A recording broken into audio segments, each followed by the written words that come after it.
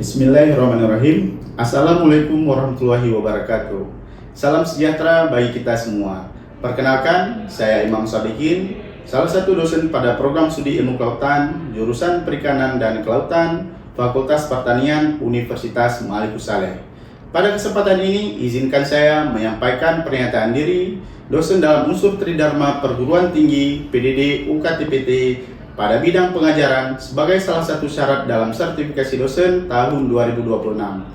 Video ini akan memaparkan salah satu mata kuliah yang saya ampu, yaitu mata kuliah pengenalan jauh kelautan dengan kode mata kuliah IK 0343. Mata kuliah ini memiliki bobot 3 SKS, diantaranya 2 SKS teori dan 1 SKS praktikum, dan diberikan pada mahasiswa semester 4. Pemaparan ini akan mencakup 3 aspek utama, yaitu penyampaian materi, interaksi dengan mahasiswa, dan sistem penilaian. Pertama, dari aspek penyampaian materi. Mata kuliah penginderaan jauh kelautan membahas konsep dasar dan aplikasi teknologi penginderaan jauh dalam studi kelautan.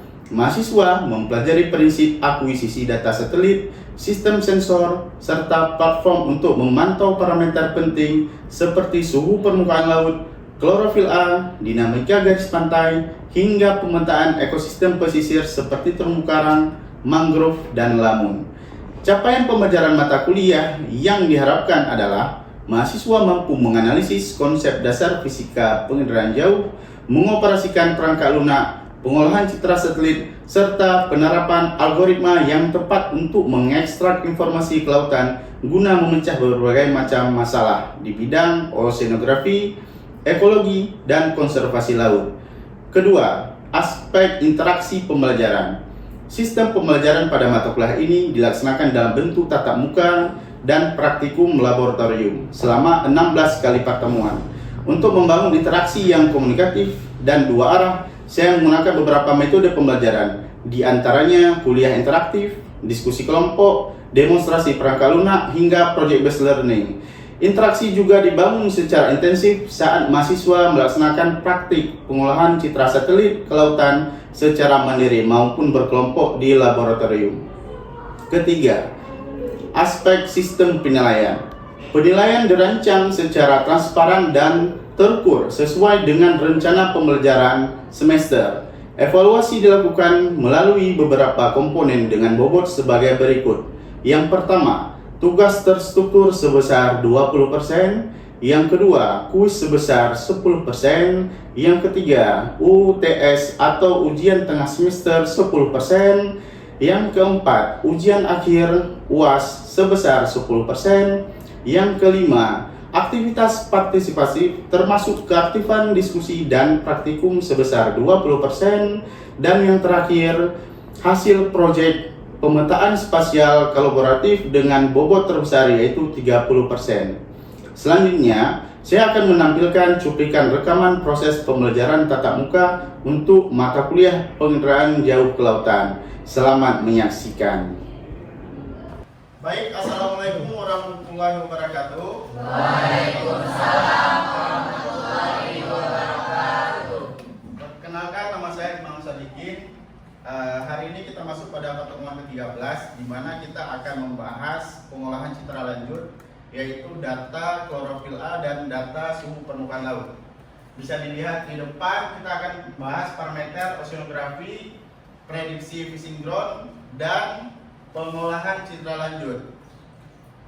Sebelumnya saya akan mencoba absensi dulu kehadiran kalian. Silakan dari yang pertama, Bagas pertama. Hadir, Pak. Agung Laksono. Hadir, Pak. Sofia Nabila. Hadir, Pak. Zaskia Azhara. Hadir, Pak. Khairul Ahmad. Hadir, Pak. Dinda Kisya. Hadir, Pak. Karima. Hadir, Pak. Stefani. Hadir, Pak. Hadir, Pak. Mona Lisa. Hadir, Pak. Adam. Hadir, Pak. Sarina. Hadir, Pak. Nanda. Hadir, Pak. Kisya. Hadir, Pak. Dimas. Hadir, Pak. Karina. Hadir, Pak. Tatia. Hadir, Pak.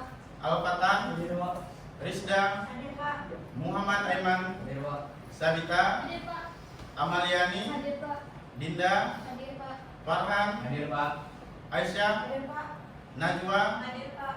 Dwi. Hadir, Pak. Anum Salsabila. Hadir, Pak. Hafiz, Hadir Pak. Fauzia Anissa, Hadir Pak. Umul Zikra. Hadir Pak. Baik, ada dua orang yang tidak hadir. Sebelum kita memasuki materi hari ini, saya ingin menanyakan dulu materi pertemuan ke-12 minggu lalu. Apa itu pengertian overlay? Silakan Tatia. Jadi overlay ini merupakan proses menumpang tindikan dua atau lebih layar data spasial. Baik, tepuk tangan. Kira-kira pengertian atau overlay hubungannya dengan pertemuan hari ini kira-kira itu apa? Silakan Mona Lisa.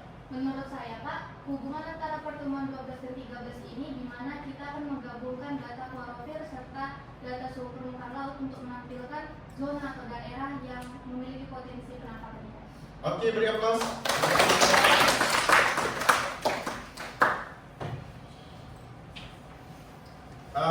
Baik, selanjutnya saya akan mencoba menyampaikan tujuan akhir dari pertemuan ke-13 ini, yaitu bisa dilihat bersama-sama di RPS ini, kita atau mahasiswa mampu mengekstraksi data suhu permukaan laut dan klorofil A yang kita ambil dari Ocean Data View atau Ocean Data Color.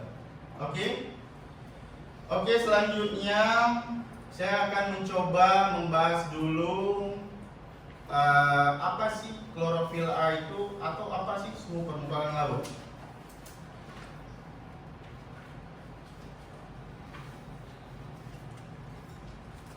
Nah, di sini kita tahu di laut itu ada parameter kunci untuk kehidupan biota. Salah satunya itu kehidupan biota ikan, di mana si ikan tersebut sangat bergantung dengan suhu dan sumber tempat makannya, yaitu fitoplankton dan zooplankton.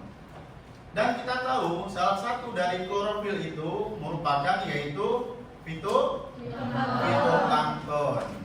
Nah, kita lihat dulu di sini.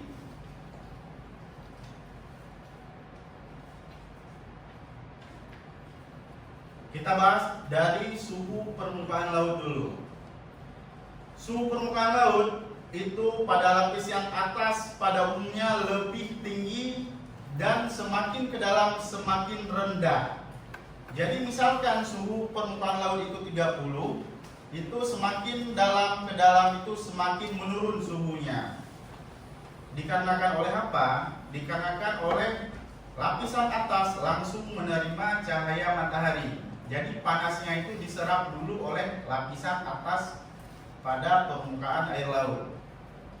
Suhu permukaan laut itu memiliki peran penting, di mana setiap biota ikan itu memiliki suhunya masing-masing dalam keberlangsungan hidupnya. Kemudian coba kita perhatikan pada pertemuan-pertemuan sebelumnya, ada ikan pelagis dan ada ikan demersal. Salah satu kunci ikan pelagis dia selalu di atas perairan, di permukaan atas, itu karena kecocokan suhunya dan tempat jenis dia hidup atau untuk mencari makan. Apa makanan ikan pelagis kira-kira? Pelagis besar dulu nih, kita bahas rantai makanan. Contoh ikan tenggiri mencari cumi-cumi. Cumi-cumi mencari ikan teri. Ikan teri mencari fitoplankton tadi yang ada di permukaan atas. Dan di situ terjadilah rantai makanan. Kemudian si klorofil A ini merupakan pigmen fotosintetik utama yang ditemukan pada fitoplankton. Nah, seperti yang kita bahas tadi, si ikan pelagis kecil ini seperti ikan teri, dia itu pemakan si fitoplankton.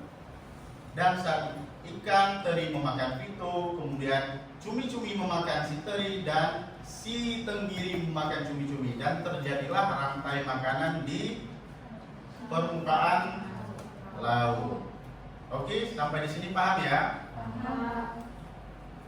Kemudian kita bahas tentang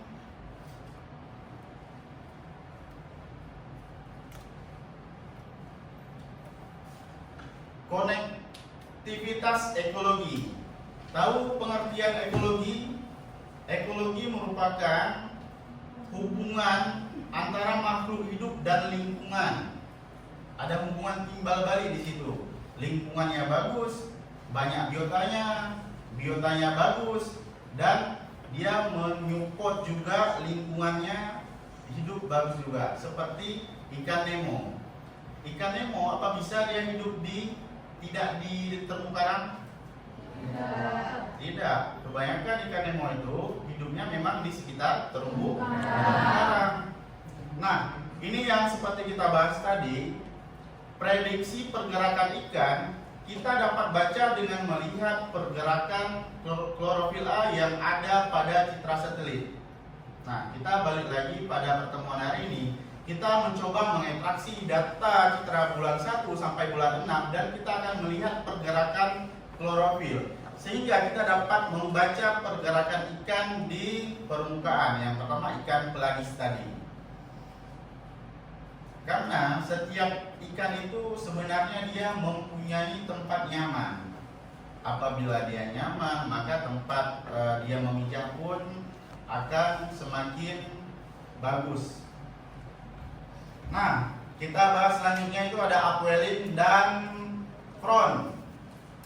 Front itu merupakan tempat pertemuan air hangat dan air dingin. Dan di situ biasanya sangat banyak nutrien atau sumber daya makanan. Saat upwelling terjadi, air pada dasar dia dibawa ke permukaan atau ke atas. Dan semua nutrien tadi dimakan oleh si ikan-ikan pemakan fitu. Nah, bisa kita lihat ya, kondisi hari ini di perairan Aceh Utara Laut Semoe itu saat pagi sangat banyak kapal-kapal menangkap ikan dengan kursin. Kenapa dekat-dekat mereka menangkapnya? Contoh kemarin saat kita melaut, saya melaut dengan Farhan, dengan Adam, itu kapalnya menangkap sangat dekat. Kenapa? Itu di jam pagi sampai jam 11 itu semua ikan-ikan besar pelagis itu lagi mendekati pesisir. Kenapa? Lagi mencari nutrien tadi. Sementara ikan-ikan pelagis kecil seperti ikan teri itu lagi memang makan nutrien tadi. Datang ikan-ikan pelagis besar untuk memakan si teri tadi.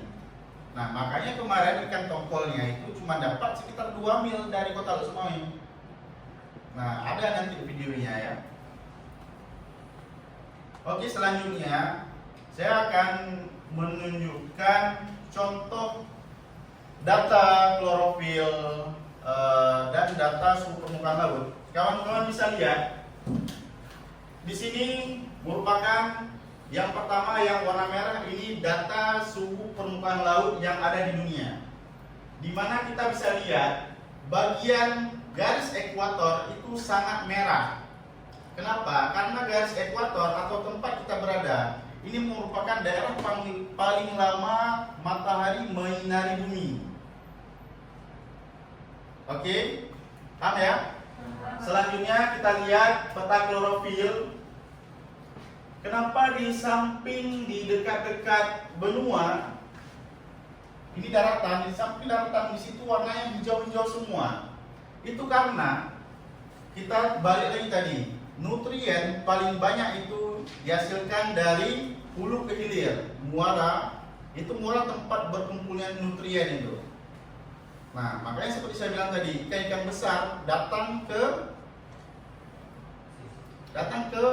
pesisir saat pagi hari untuk mencari ikan-ikan kecil tadi. Nah, dan di sampingnya merupakan peta yang coba saya overlay, saya gabung data suhu permukaan laut dan suhu data klorofil A sehingga muncullah titik-titik zona potensi penangkapan ikan. Jadi dari dua data tadi kita overlay akan mendapat satu data daerah penangkapan.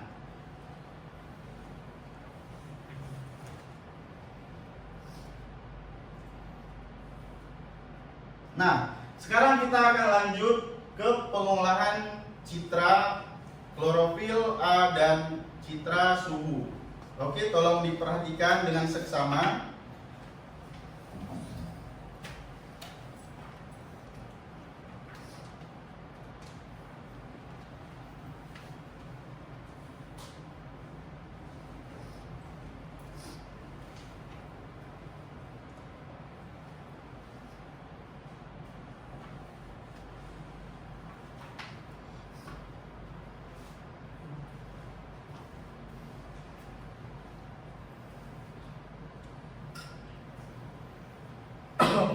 Oke, mari kita lihat bersama-sama. Yang pertama kita akan membuka website Ocean Color dan kita pilih data level 3 dan 4. Setelah kita pilih data level dan 4, kita memilih tahun dan periode. Kita memilih data monthly. Data monthly itu merupakan data yang sudah digabung dari tanggal 1 sampai tanggal 30. Nah, kemudian kita pilih resolusi yang 4 km. Kenapa? Semakin dekat kita pilih resolusi, semakin bagus pikselnya. Ingat, ini merupakan data raster. Dari data raster ini kita gabung, kita hasilkan nanti jadi seperti data vektor. Kemudian kita pilih di sini produknya chlorophyll concentration. Oke, selanjutnya setelah data kita unduh, nah seperti ini datanya. Silahkan pilih nanti yang SMI, yang di bawah ini. Nah, di sini diklik dan diunduh satu peta dunia. Nah, saat setelah diunduh peta dunia, seperti yang saya bilang kemarin, kita tinggal membuka SIDAS.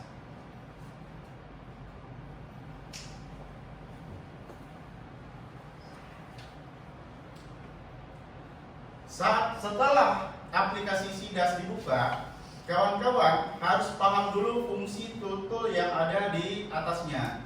Yang pertama, singkat, yaitu kalian tekan kontrol kemudian tekan O, itu otomatis dia akan dibuka langsung ke citra yang udah kalian unduh tadi. Di sini ada 6 bulan, saya akan membukanya 6 bulan sekaligus. Saya akan membuka 6 produk. Satu produk klorofil dari bulan 1 sampai bulan 6. Nah, langkah selanjutnya klik di raster, kemudian klik 2 kali di klorofil A, sehingga nanti dia akan muncul datanya seperti ini. Nah, diulang sampai data bulan ke-6. Ini saya klik terus, kemudian nanti di barnya akan muncul bulan 1, bulan 2, dan saya akan klik sampai bulan 6.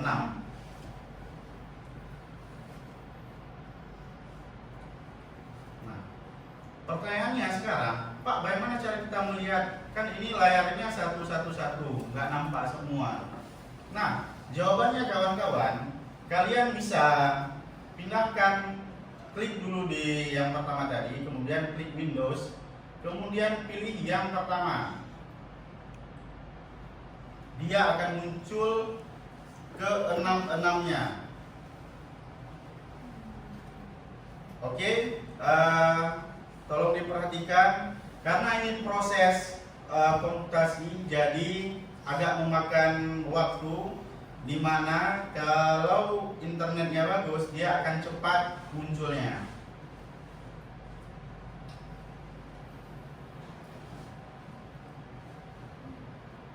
Nah, ini merupakan data klorofil bulan 1, bulan 2, bulan 3 sampai bulan 6 di tahun 2025. Kita bisa menggerakkan peta ini sama-sama agar jadi petanya nanti sinkron. Caranya itu pilih yang tool sebelah paling kanan.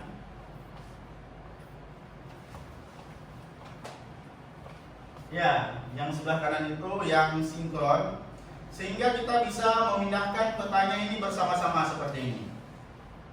Nah, kita coba zoom aja di Sumatera.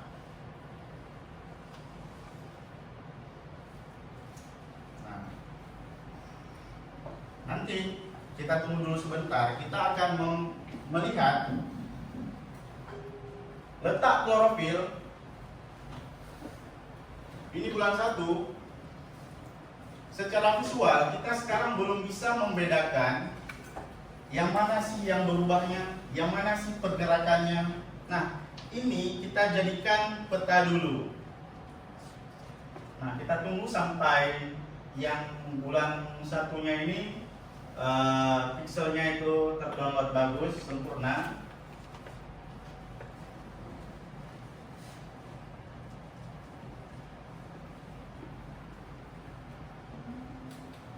Oke, sambil menunggu ini saya akan buatkan folder untuk saya simpan.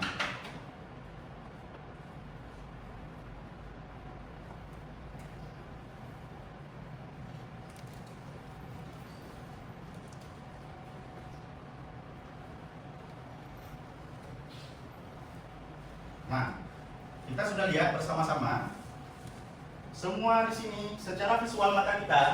Mungkin ada kawan-kawan yang dapat melihat perbedaan, tapi ada mungkin masih sama hijau-hijaunya. Nah, kita akan lihat pergerakannya dengan kita gabung foto tadi ke 6 bulan menjadi format GIF. Jadi sehingga kita dapat melihat pergerakannya ke arah barat atau ke arah timur sebenarnya. Nah, langkah yang pertama kawan-kawan, semua peta ini kalian klik dulu di tabnya ini. Kalian harus ada, kalian simpan dulu, klik kanan, crop, kemudian OK. Bulan 2 klik kanan, crop, kemudian OK. Bulan 3 crop, kemudian OK. Bulan 4 crop, kemudian OK. Bulan 5 crop, kemudian OK.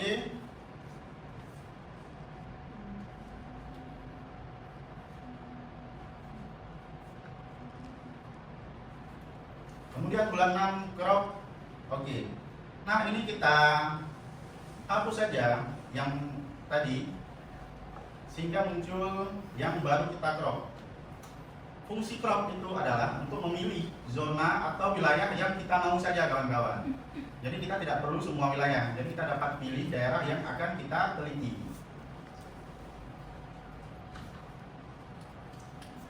Nah, di sini ada dua daerah tadi yang mungkin agak kurang tepat. Kita tutup saja. Kita tunggu dulu sampai ini muncul.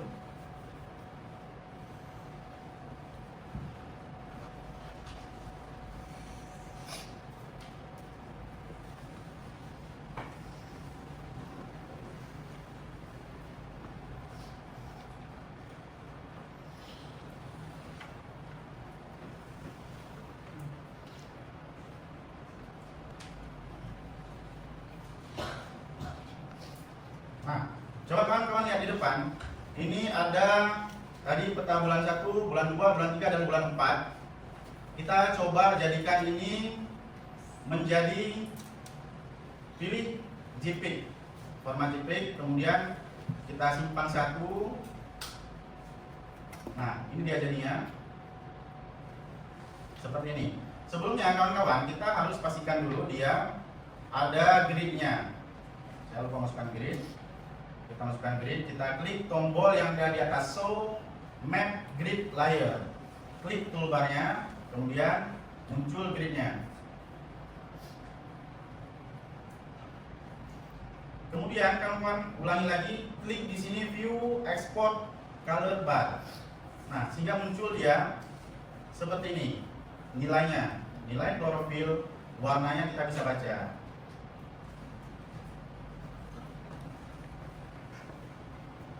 Oke, kita save ulang. Kita save, export image, kemudian pilih JPEG formatnya, ubah bulan 1, save. Kemudian ulang lagi di yang kedua, save, export image, ubah jadi 2, ubah jadi JPEG, save. Kemudian balik lagi yang ketiga, export image, ulangi lagi di sini jadi 3.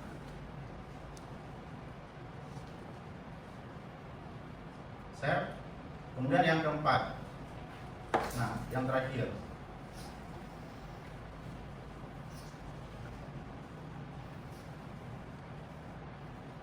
Oke, kawan-kawan, ini merupakan hasil akhir dari